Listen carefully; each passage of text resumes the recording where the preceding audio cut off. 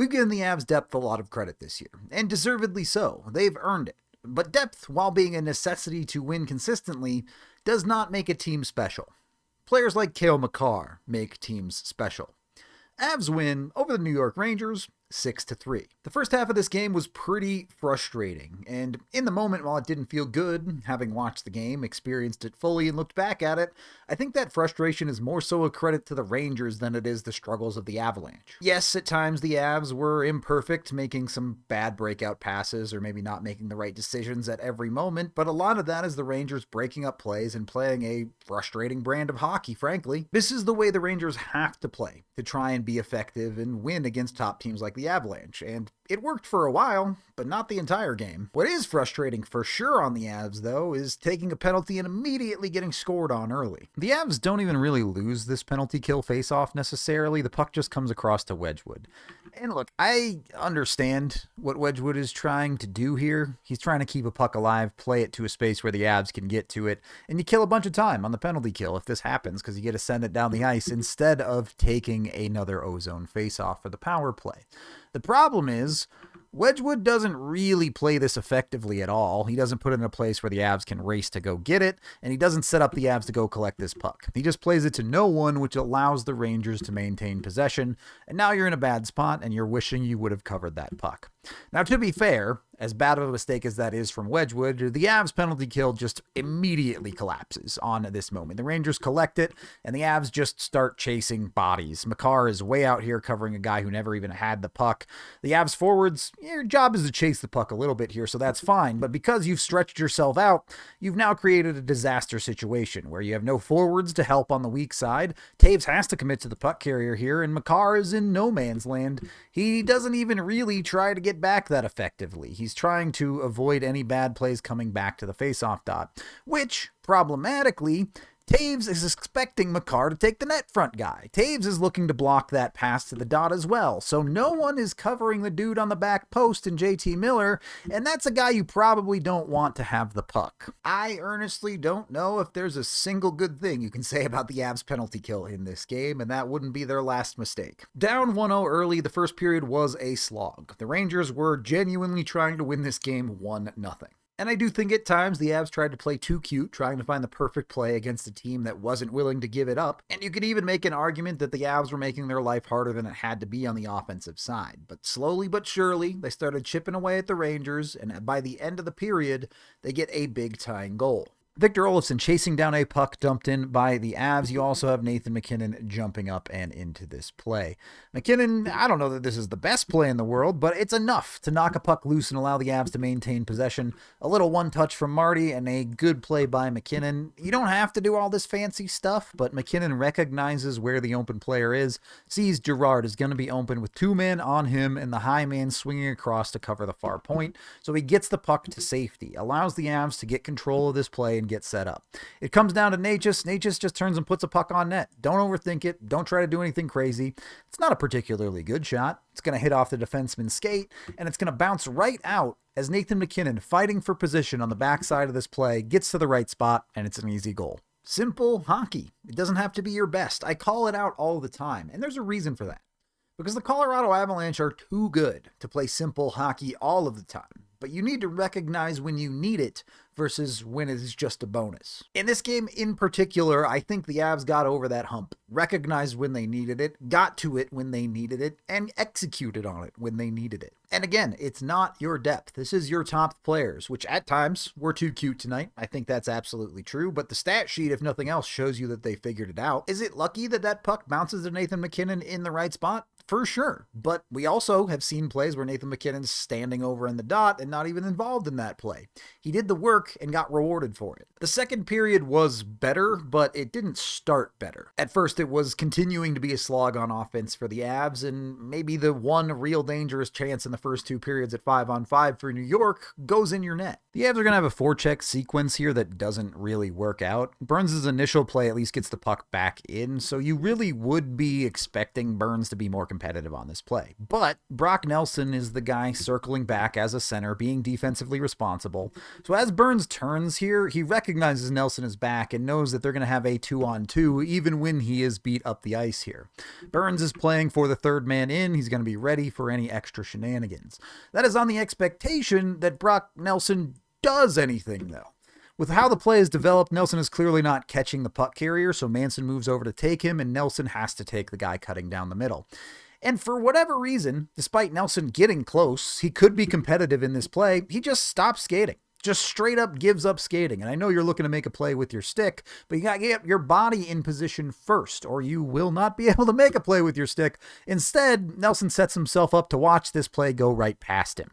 I actually think Brock Nelson ended up being quite good in this game, and we'll get to that, but on that play, just keep skating. I don't understand. You did 90% of the work just to give yourself the best seat in the house to watching them score. Why not take one more stride and be a part of that play instead of giving up and just hoping that that pass doesn't connect? And maybe part of the frustration tonight, all 3 goals that go in, Scott Wedgwood really has no chance of saving. Wedgwood did not have a heavy workload tonight, just 19 shots in total, and 2 of the goals against him come on a penalty kill. He did enough. In the third period, he made a couple of big saves, make sure the Avs were always either within 1, tied, or leading.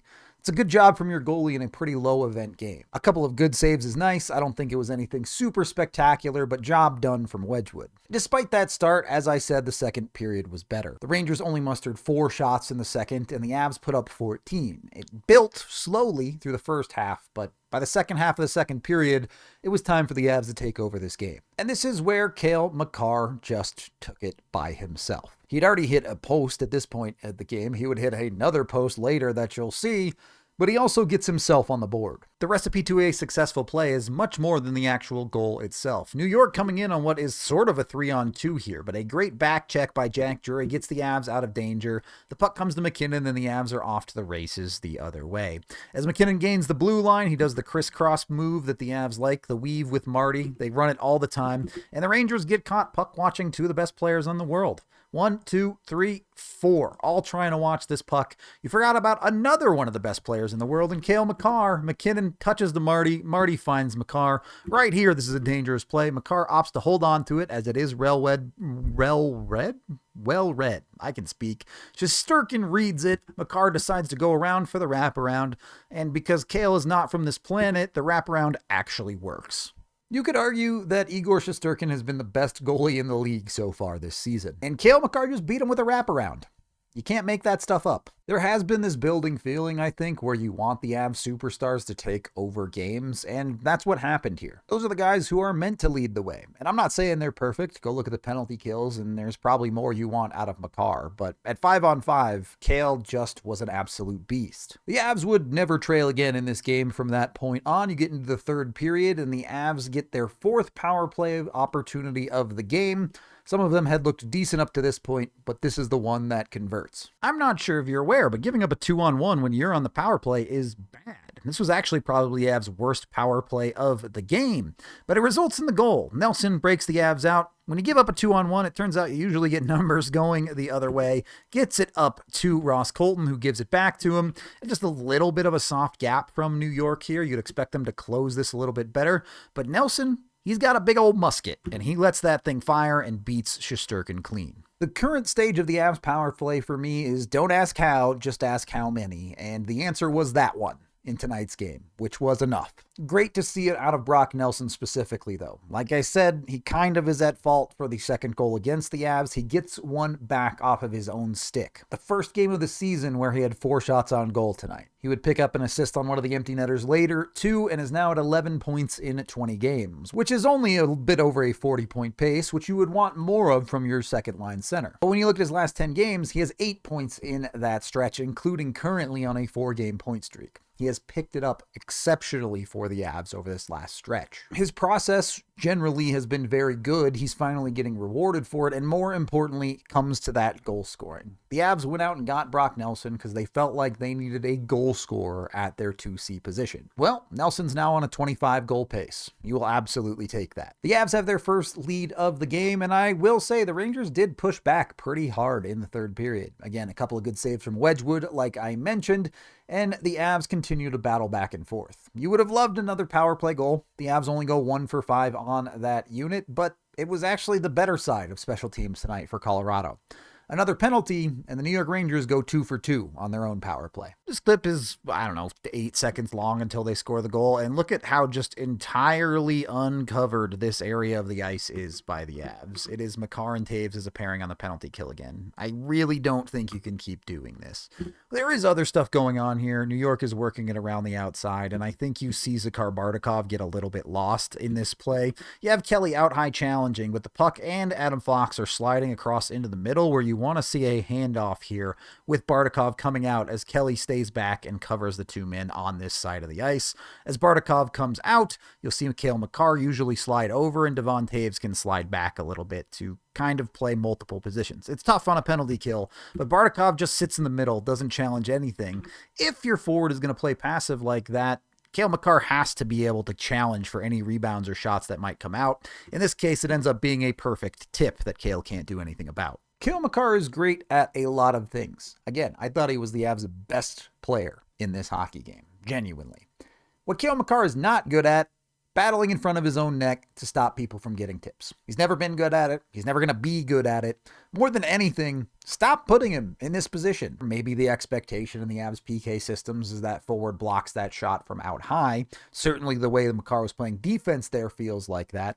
But I just don't see why the Avs keep running Makar out on the penalty kill. It's not something he's particularly great at, even if you can get by with him there. You have other options. Manson, Burns, Taves, all three stalwarts for you on the back end, and you have to be able to throw someone else, whether it be Girard or Malinsky or some guy the Avs go pick up in the future out there.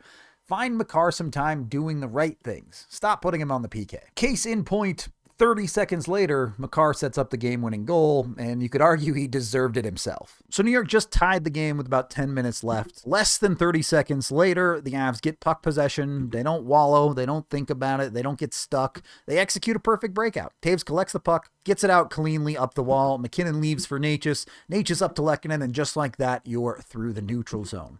The pretty clicky play hasn't worked all night, but finally, you know the Avs' best players are going to break through. And it doesn't have to be perfect. Marty just able to control that one. That allows Cale Makar to get off a clapper. It's a beautiful shot. Shesterkin doesn't even see it with the screening in front, but it ultimately goes off of the near post. And as it comes out of the near post, who'd you know it? Nathan MacKinnon in the slot area comes right to him, and he very smartly puts this one away on the backhand before Shesty knows what's going on.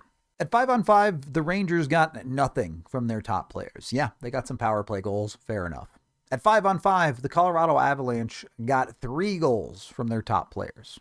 2 from MacKinnon, 1 from Makar. Depth also added a power play goal to balance out New York's depth goal. Did the PK struggle? Sure. Was part of this game frustrating because New York was shutting down the Avs offense? Sure.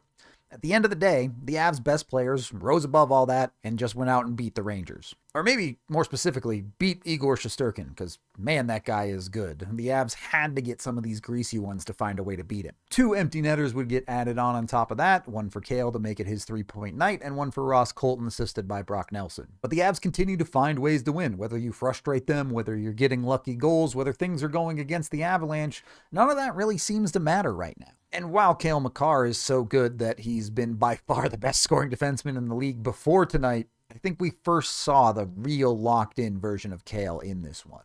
And if you're getting that, if you're getting a Nathan MacKinnon that's leading the league in points, if you're getting a Marty Necas, who I didn't even mention in this video, had 3 assists, the Avs' top guys are not going to be challenged by anyone in the league. And that alone is going to win you a lot of games. Cale Makar is so good that he is by far the best producing defenseman in the NHL by a ton this season. And I think tonight was maybe the first night of the season we really truly saw a locked-in Cale. There are plenty of dynamic duos out there in the league when you look at scoring, but none of them have that third piece. None of them have Cale Makar. There are teams currently in the NHL whose entire D-core have produced less points than Cale Makar has. That's how ridiculous he is. Unless you are literally one of the best forwards in the world, you're getting outproduced by Cale Makar. The Avs' best players are unstoppable. The Avs' depth just jumps on top of that and makes the Avs an absolute juggernaut. That is the end of this game video review. Thank you for watching. I am Rudo, and God, Cale's fun to watch.